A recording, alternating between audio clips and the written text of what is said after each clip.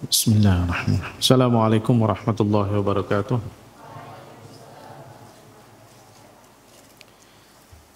Innal hamdalillah nahmaduhu wa nasta'inuhu wa nastaghfiruh wa na'udzu billahi min shururi anfusina wa min sayyiati a'malina may yahdihillahu fala mudilla lahu wa may yudlilhu fala hadiya lahu. Asyhadu an la ilaha illallah wahdahu la syarika lahu wa asyhadu anna Muhammadan abduhu wa rasuluh ballagha ar-risalata wa adda al-amanata wa nasaha al-ummah wa jahada fi sabilillahi haqqa jihadihi hatta atahu al-yaqin. Allahumma salli ala Muhammad wa ala ali Muhammad kama sallaita ala Ibrahim wa ala ali Ibrahim wa barik ala Muhammad wa ala ali Muhammad kama barakta ala Ibrahim wa ala ali Ibrahim fil alamin innaka Hamidum Majid. Rabbi shrah li sadri wa yassir li amri wahlul 'uqdatam min lisani yafqahu qawli. Rabbana atina fid dunya hasanah wa fil akhirati hasanah wa qina adzabannar. Allahumma 'allimna bima yanfa'una wanfa'na bima 'allamtana warhamna innaka anta arhamur rahimin. Allahumma arinal haqqa haqqa warzuqna ittiba'ah wa arinal batila batila warzuqna ijtinabah. Amma ba'd. Alhamdulillah anak-anak sekalian, kita panjatkan syukur kehadirat Allah Subhanahu wa taala di mana pada siang hari ini Allah Subhanahu wa taala kembali memberikan taufiknya kepada kita untuk bisa bermajlis kembali. Semoga Allah Subhanahu wa taala memberkahi majlis kita dan menjadikan ilmu yang kita dapatkan dari majelis kita ini menjadi ilmu yang membawa kita kepada ridhonya Allah Subhanahu wa ta'ala. Dan semoga apa yang kita kaji di majelis kita ini mengantarkan kita untuk semakin mencintai Rasulullah sallallahu alaihi wasallam dan bisa meniru kehidupan beliau di dalam keseharian kita dan menjadikan beliau sebagai panutan buat kita, menjadi pegangan buat kita dalam kita menjalani kehidupan kita semuanya insyaallah. Amin ya rabbal alamin. Dulu sudah kita sampaikan, khususnya ini buat anak-anak yang baru, bahwa dars kita ini membahas tentang kitab namanya Syama'il Muhammadiyah. Syama'il Muhammadiyah, ya, yaitu kitab yang membahas tentang bagaimana ciri-ciri fisiknya Rasulullah Sallallahu Alaihi Wasallam, bagaimana akhlaknya, bagaimana perilakunya, ya. Ini dibahas semuanya di dalam riwayat-riwayat yang disampaikan oleh para sahabat. Tujuannya adalah untuk apa? Untuk ditiru. Ya, tujuannya adalah untuk ditiru. Kenapa? Karena Rasulullah Shallallahu Alaihi Wasallam itu diutus buat umat manusia untuk dijadikan sebagai uswatun hasanah. Uswatun hasanah. Apa itu uswatun hasanah? Anak-anak baru, ada yang tahu apa maknanya uswatun hasanah? Siapa yang tahu? Uswatun hasanah. Ma makna enggak tahu yang baru. Kalau yang lama, nah seluruh santri ada yang tahu ma makna uswatun hasanah? Man ya'rif? Yarfa yadahu. Nah. Teladan yang baik, untuk menjadi teladan yang baik. Jadi teladan itu gimana? Ya dicontoh. Apa yang sudah kita tahu, kita contoh supaya hidup kita ini mendapatkan petunjuk. Karena Rasulullah Sallallahu Alaihi Wasallam itu sebagai teladan, Allah jadikan sebagai teladan. Semua apa yang ada pada beliau itu baik. Semua yang ada pada beliau Sallallahu Alaihi Wasallam itu baik. Ya. Dari gaya berpakaiannya, gaya berjalannya, cara bicaranya, cara tidurnya, ya, cara tertawanya, cara makannya, ya, semua ini adalah kebaikan. Ya, semuanya kebaikan. Makanya harus ditiru. Makanya Rasulullah Subhanahu wa taala ketika menyebutkan tentang Rasulullah Shallallahu alaihi wasallam itu sebutannya sebagai uswatun hasanah.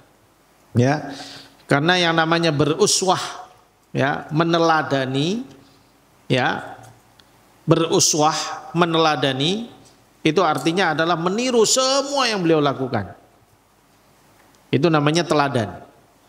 Ya, jadi kalau ada santri teladan, maka dia memang semua apa kelakuannya setiap harinya itu bisa dijadikan contoh buat yang lainnya, begitu. Ya, kalau ada santri teladan. Atau kalau ada manusia teladan, nah siapa manusia teladan? ya Rasulullah sallallahu alaihi wasallam, ya. Maka semua yang beliau ajarkan itu semuanya kita amalkan semuanya. Ya. Kita jalankan semuanya. Kita jadikan sebagai contoh buat kita jadikan sebagai pegangan supaya hidup kita ini persis sama seperti beliau. Dengarkan semuanya, jangan ngobrol sendiri. Ya, kalau di dalam majelis, ya, di dalam adabul majelis tidak boleh ustadz bicara di depan, kalian ngobrol tidak boleh, ya. Kalau temannya ngajak ngobrol jangan dijawab, bilang dengarkan ustadz karena ustadz sedang bicara, ya. Kalau mau ada perlu boleh izin keluar. Ya, ini adab di dalam bermajelis harus dijaga. Paham ya? Jadi ketika beliau itu sebagai teladan, sebagai uswah, maka harus semuanya ditiru. Apa yang beliau lakukan semuanya kita tiru. Ustadz, ada beberapa hal mungkin karena zaman dulu dan zaman sekarang kan berbeda Ustadz. Umpamanya Rasulullah dulu sukanya pakai kamis, jubah. Apa kita harus jubahan terus sekarang? Ya tidak. Tetapi apa yang kita ambil pelajaran, saat itu pakaian rata-rata manusia adalah berjubah, di zaman beliau, di tempat beliau berjubah, dan pakaiannya adalah pakaian sederhana, pakaiannya adalah pakaian yang menutup aurat, ya, pakaiannya tidak neko-neko, tidak macam-macam, pakaian jubah terus kemudian ada ada hiasan-hiasan yang terlalu mewah dan sebagainya, tidak. Padahal beliau itu adalah raja gitu ya, padahal beliau kan sebenarnya raja, seperti raja karena nabi, pemimpinnya umat, ya. Kalau beliau mau hidup kaya bisa saja itu, tetapi beliau tidak mau. Ini yang menjadi uswatun, ini yang menjadi contoh dan menjadi teladan bagaimana berpakaiannya. Rasulullah kalau berjalan itu kemarin disebutkan, Rasulullah kalau berjalan bagaimana? Nah, siapa yang masih ingat nih anak-anak? Man ya'rif, man yadhkur kaifa kana masyun Nabi sallallahu alaihi wasallam. Nah, apa makna itikaf? Mantap, ya. Kalau berjalannya itu mantap. Jadi jalannya nggak berlinggak-linggok kayak banci gitu ya. Jalannya nanti jalan sebentar gini, nanti kena angin niup sana sini gitu ya, bukan. Ya, tapi jalannya adalah jalannya seperti orang laki-laki. Nah, begitu, ya. Tegas, menunjukkan ketegasan, ya. Saya laki-laki ya tegas. Pandangannya kemana kalau berjalan? Siapa yang tahu? Siapa yang ingat? Anak lama, ayo. Kalau Rasulullah berjalan, pandangannya kemana? Nah, ke bawah, memandang jalan yang mau dijalani. Jadi matanya nggak jelalatan kemana-mana, sambil jalan lihat kanan kiri nanti nabrak tong sampah gitu ya. Jalan lagi nanti masuk got gitu kan. Bukan begitu, tapi jalan dilihat depan. Ya, berjalannya tegas, pandangannya ke depan. Kalau ketemu orang, bagaimana akhlaknya Rasulullah SAW? Ayo, yang sudah kita sebutkan, yang masih ingat. Bagaimana Rasulullah kalau bertemu dengan orang? Man ya'rif? Ada yang lupa. Yusallim, na'am, yusallim wa yatabassam. Ya. Beliau kalau bertemu dengan orang, orang pertama yang melihat wajahnya itu sudah senang karena beliau menunjukkan rasa gembiranya ketemu dengan orang. Ini akhlak dan ini dijadikan contoh. Perhatikan. Ya, ini akhlak dijadikan contoh. Jangan kamu ketemu orang yang keluar dari wajah kamu adalah wajah kecut. Ya. Enggak suka.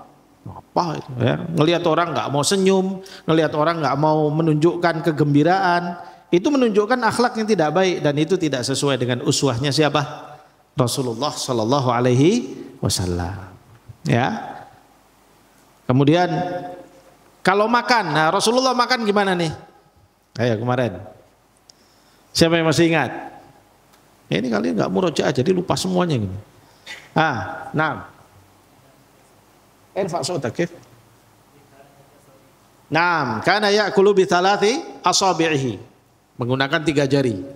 Tapi kalau makannya nasi gimana? Gini, 3 jari nggak bisa. Karena Rasulullah makannya apa?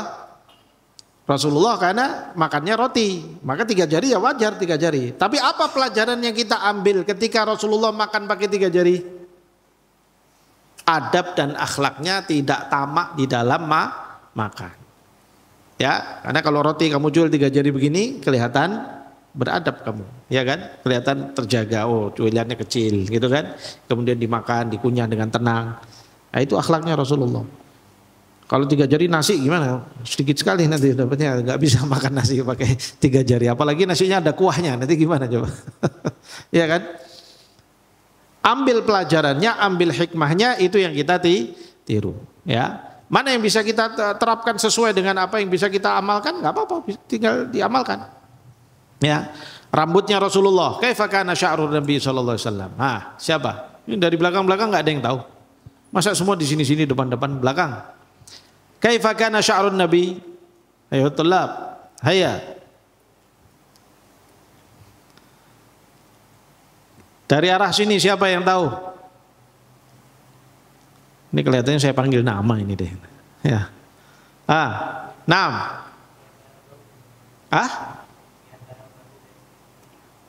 Kif? Kif hadalik? Aywa. Sya'ruhu kana tawil. Sampai kepada kedua bahunya. Kalau sekarang Ustaz mau meniru seperti itu, ya boleh saja kalau memang kamu melakukan seperti itu. Wah, kalau gitu di pondok boleh melakukan itu. Nanti dulu, kalau di pondok nanti dulu kita atur. Bukan kita mau melarang sebagaimana Rasulullah, tetapi kalian kalau rambut panjang seperti itu, bukan seperti rambutnya Rasulullah, sepertinya akan banyak kecoaknya deh kelihatannya gitu ya. Karena sulit untuk menjaga rambut panjang. Ya, makanya kita bilang pendekkan dulu. Nanti kalau sudah lulus, antum mau panjangkan rambut, silahkan. Sebagaimana yang dilakukan oleh Rasulullah SAW. Kemudian yang kedua, di zaman itu rata-rata masyarakat itu rambutnya memang sebahu, ya. Dan mereka menjaga rambutnya. Rasulullah juga menjaga rambutnya, ya, menggunakan minyak. Sehingga Rasulullah SAW itu disebutkan oleh siapa? Anas bin Malik. Ada berapa ubannya? Berapa ubannya Rasulullah SAW seperti yang disebutkan oleh Anas bin Malik?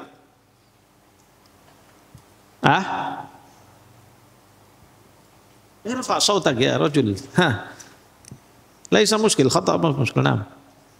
17 14 yani man yadhkur aidan kam? Naam. 13. La, laisa 13. Yani bid'a asharin ila 20 takriban, ya, bid'a asharin ila 20 kama dzakara Anas bin Malik. Baina sekian belas sampai kepada 20. Kok sampai tahu Anas bin Malik? Ya saking cintanya sama Rasulullah sallallahu alaihi wasallam. Oh, Rasulullah punya uban 20, berarti uban kita harus 20 begitu. Kalau gitu saya sudah nggak bisa nyunnah ini gitu, karena jumlahnya lebih dari 20. Ya. Kalau masalah seperti itu kita tidak bisa, ya, untuk kemudian harus ubannya 20 tidak bisa. Tetapi yang menarik ketika Anas bin Malik mengatakan ubannya Rasulullah hampir tidak terlihat. Kenapa? Karena rambutnya sering dikasih minyak, ya. Artinya bagaimana Rasulullah itu menjaga rambutnya. Nah, sekarang berarti sosok yang punya rambut panjang saja menyunahkan kepada kita bagaimana menjaga rambut dengan baik. Apalagi yang pendek-pendek. Kalau ini rambutnya pendek-pendek begini tidak dijaga kebersihannya, tidak dijaga rapinya, tidak dijaga ini, berarti nggak mengikuti sunnah Rasulullah Sallallahu Alaihi Wasallam. Paham tuh mencoba? Paham tuh? Paham semua? Ini Ustadz sedikit merujaah ke belakang supaya kalian bisa mengikuti nanti, ya. Itu rambutnya Rasulullah SAW. Kemudian kemarin kita ambil apa? Tentang cara makannya Rasulullah Sallallahu Alaihi Wasallam. Kemudian apa lagi? Oh, terakhir kemarin apa? Kita membahas tentang syair, ya. Apakah Rasulullah Sallallahu Alaihi Wasallam bersyair? Limada? Kenapa Rasulullah SAW kok tidak bersyair? Nah, li'annahu afdhalil Quran. Hifdhan, naam, hifdhan lil Quran, ya. Apa makna hifdhan lil Quran? Untuk menjaga kemurnian Al-Quran. Kalau Rasulullah juga membaca syair atau bisa bersyair, satu orang akan mengatakan Al-Quran itu adalah syair bikinan Rasulullah Sallallahu Alaihi Wasallam. Sehingga orang akan ragu, oh syair itu wahyu, Quran itu wahyu atau bukan? Itu yang pertama. Orang akan mengatakan Nabi Muhammad lah yang membuat-buat ayat itu sebagai karena beliau adalah seorang ahli syair. Orang akan begitu, sehingga kita nggak bisa tahu mana yang ayat, mana yang syair. Ya kan? Nah, itu pertama. Kemudian yang kedua, akan menjadikan orang juga akan ragu akan kebenaran Al-Quran. Makanya Allah Subhanahu wa taala menyebutkan apa dalam masalah ini? Ayat mana yang menyebutkan tentang Rasulullah tidak bersyair? Siapa yang masih ingat? Ayo. Nah, kok dari tadi yang jawab ini aja sih? Yang lain, ente belum jawab dari tadi.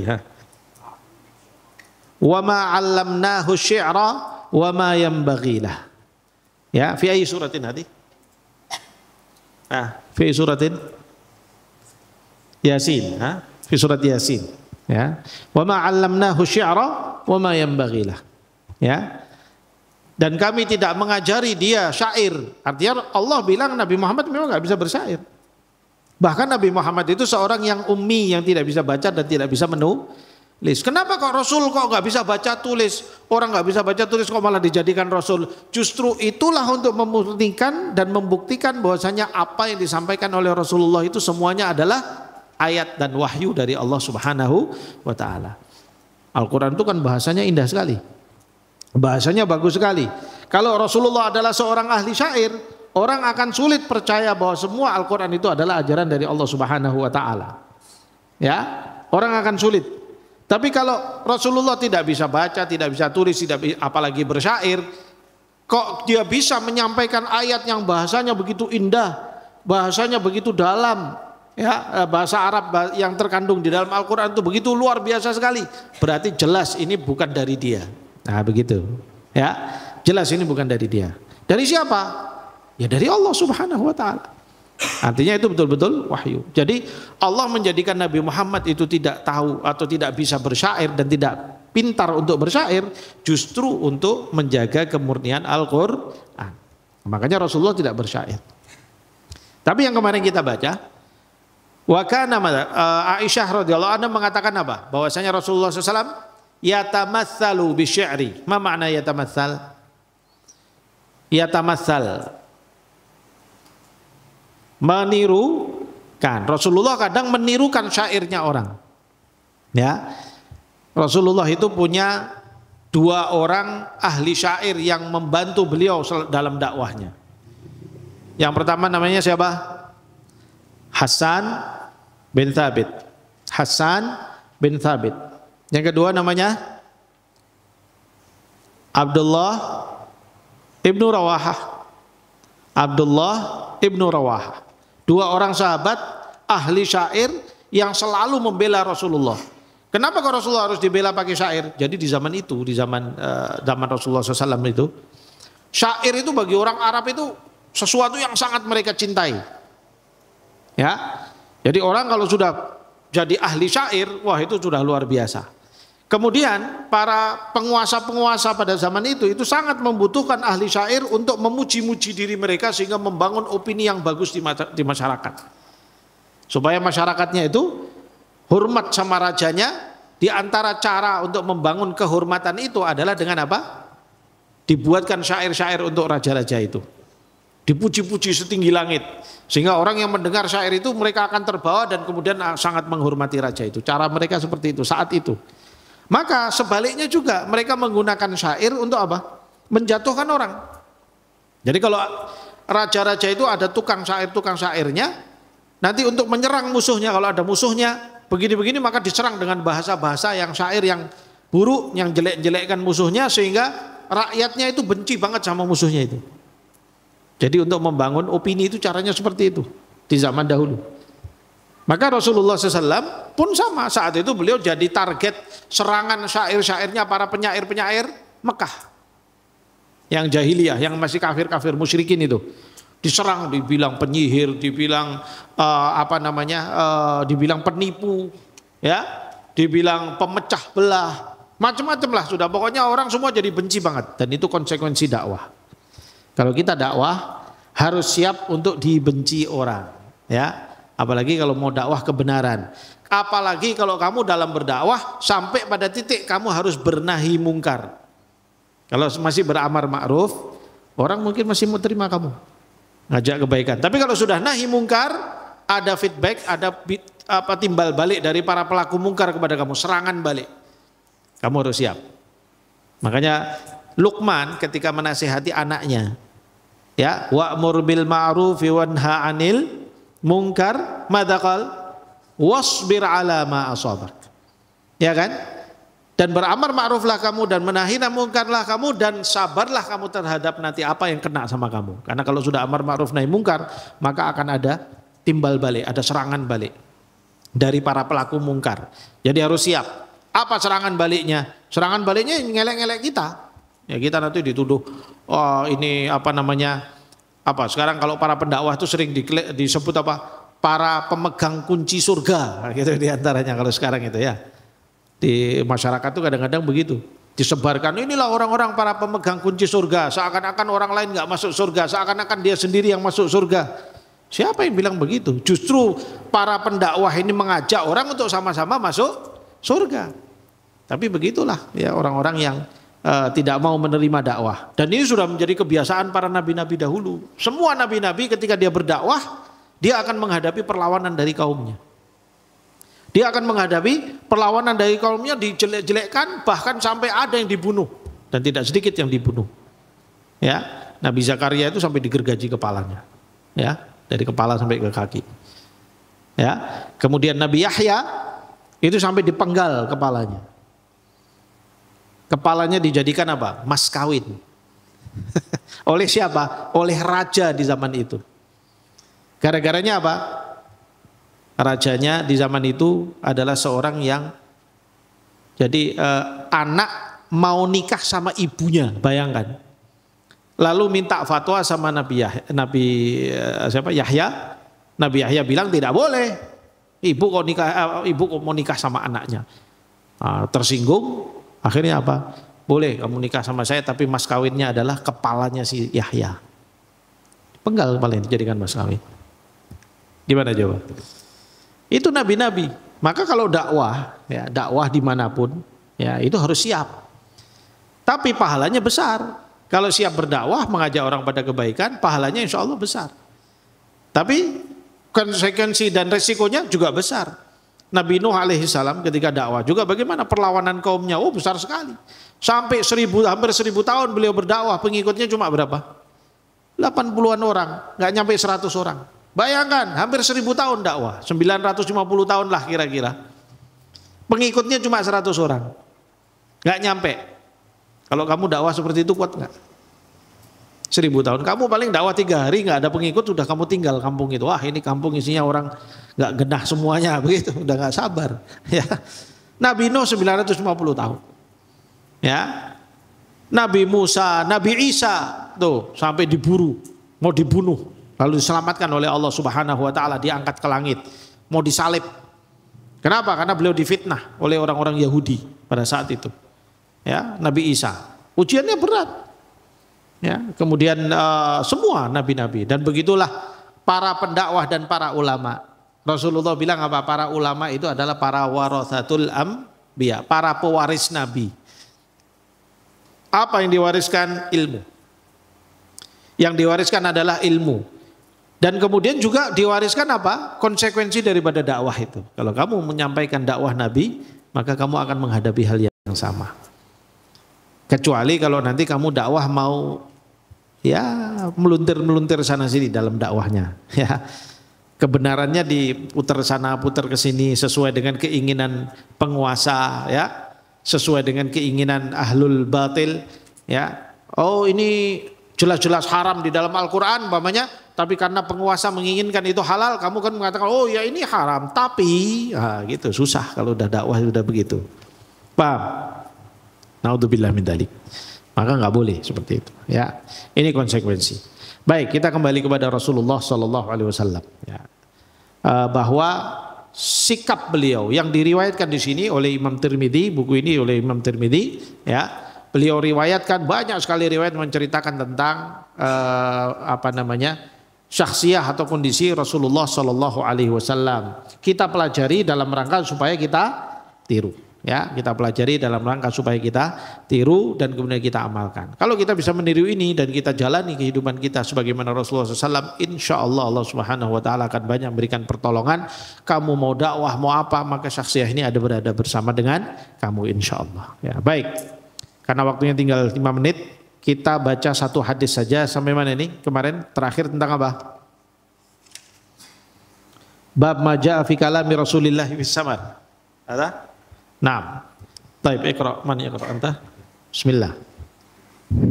Bismillahirrahmanirrahim. Alhamdulillahirabbil alamin wa bihi nasta'inuhu ala umurid dunya waddin. Wa sallallahu wa sallama ala nabiyyina Muhammadin wa ala alihi wa ashabihi ajma'in. Allahumma ighfir lana wa limasyayikhina wa liman lahu haqqun alaina. Amin. Lil muslimina ajma'in. Amin. Allahumma shfi mardana wa mardal muslimin.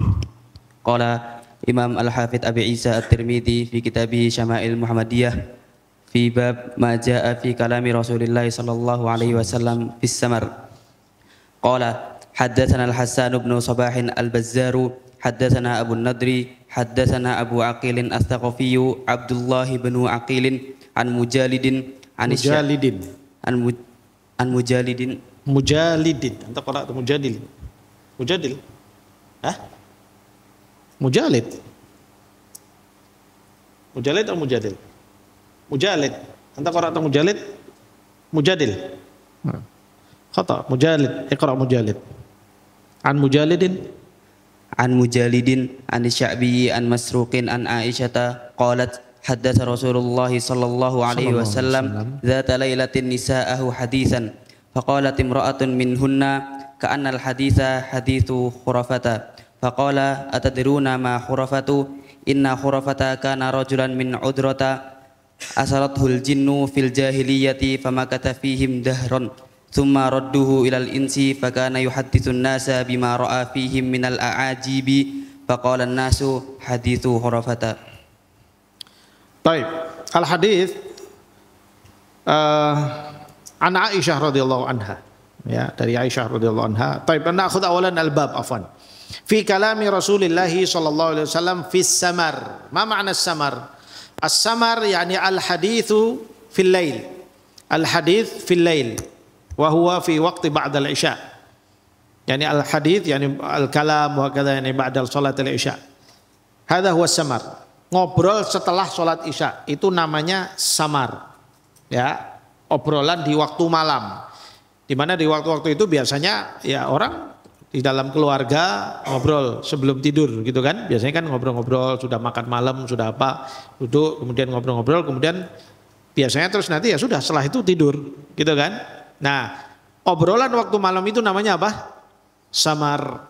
Ya, obrolan waktu malam itu namanya samar. Di dalam Islam, samar ini kalau berkepanjangan itu makruh. Ya, dibenci oleh Rasulullah SAW.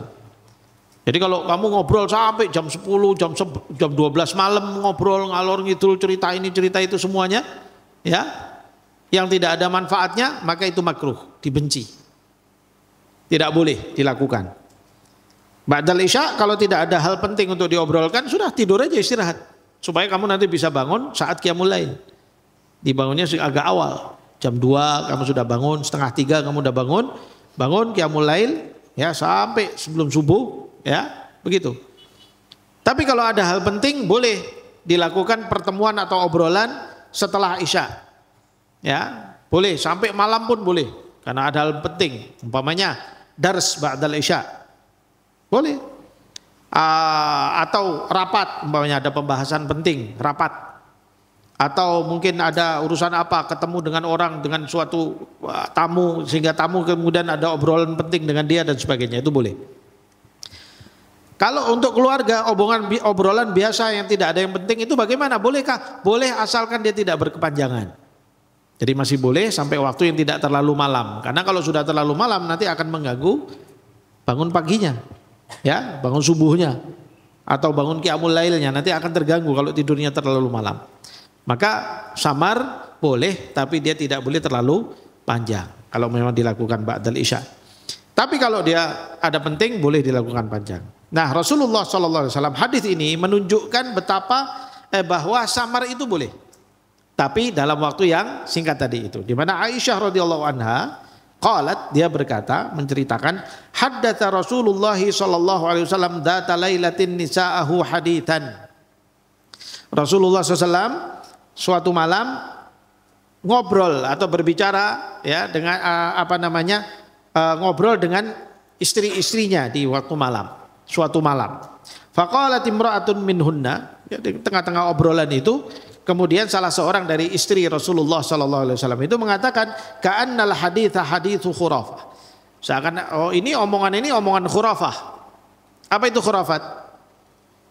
Khurafah ini sebuah istilah untuk menceritakan obrolan-obrolan atau cerita-cerita yang aneh dan ajib, yang wallahualam bener apa enggak gitu ya. Itu disebut dengan khurafah. Umpamanya cerita ada orang bisa terbang, ada orang bisa menghilang, cerita ada orang bisa pokoknya melakukan hal-hal cerita-cerita ajaib. Itu disebut dengan khurafah. Nah, tapi istilah khurafah ini sebenarnya ada sumbernya. Jadi mereka, kenapa kok diistilahi khurafah? Dikatakan bahwa khurafah ini adalah nama orang, bahwa dia itu seseorang. Atadru nama khurafah di sini diceritakan. Atadru nama khurafah, apa itu khurafah? Inna khurafata kana rajulan min Udrah. Khurafah ini adalah nama orang dari Bani Udrah, salah satu kabilah di Arab. Asarathul jinnu fil jahiliyati famakatha fihim dahran. Orang ini pernah ditangkap sama jin, lalu kemudian dibawa ke perkampungan jin. Ya, kemudian tinggal di sana beberapa waktu. Tsumma radduhu ilal insi. Ya, kemudian dia dikembalikan ke manusia. Fakana yuhadditsun nasa bima ra'a fihim. Dan kemudian setelah dia kembali, dia bawa cerita yang macam-macam gitu, melihat tentang kehidupan jin yang minal a'ajib, dari hal-hal yang ajib-ajib itu, yang aneh-aneh. Faqala an-nasu haditsu khurafah. Maka orang pun menyebutnya kalau cerita ajib-ajib aneh-aneh begitu, ini ceritanya khurafah. Yang belum tentu benar, ya, tetapi itu cerita khurafah. Ya, taib. Ini hadisnya. Tetapi yang perlu kita garis bawahi ya syabab, bahwa hadis ini adalah dhaif. Ya, hadis ini dhaif. Ya, apakah benar Rasulullah SAW saat itu kemudian diceritakan tentang khurafah? Wallahu a'lam bishawab. Tapi yang jelas tentang masalah samar tadi yang kita ceritakan, bahwa ba'dal isya, ya, ketika dilakukan samar itu boleh asalkan tidak terlalu panjang. Tapi kalau sampai panjang maka dia dibenci oleh Rasulullah Shallallahu Alaihi Wasallam. Ya. Nah, ini tentang khurafah. Ya, bagaimana kalau ada cerita-cerita aneh, dan ini sampai sekarang, ya, cerita-cerita tentang apa umpamanya, wah ini ada wali ini, wali itu, nah, itu biasanya khurafah namanya. Ada wali keluar dari kuburannya terus masuk lagi ke kuburannya gitu ya. Nanti cerita lagi ada orang bisa bangun rumah dalam semalam gitu ya. Nah, ini semua disebut dengan cerita khurafah. Kenapa ada istilah khurafah? Oh, dulu ada orang ditangkap sama jin, bawa kampungnya, lalu dikembalikan lagi, lalu dia melihat hal-hal aneh, lalu kemudian dia ceritakan itu kepada manusia, yang kemudian bagi manusia itu adalah cerita yang aneh begitu. Wallahu alam. Tapi sekali lagi ini adalah hadits yang dhaif. Wallahu alam bishawab. Baik.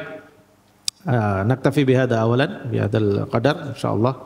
Mudah-mudahan Allah Subhanahu wa taala jadikan apa yang kita kaji ini bermanfaat. Qul qouli hadza wa astaghfirullah li wa lakum billahi taufiq wal hidayah. Assalamualaikum warahmatullahi wabarakatuh.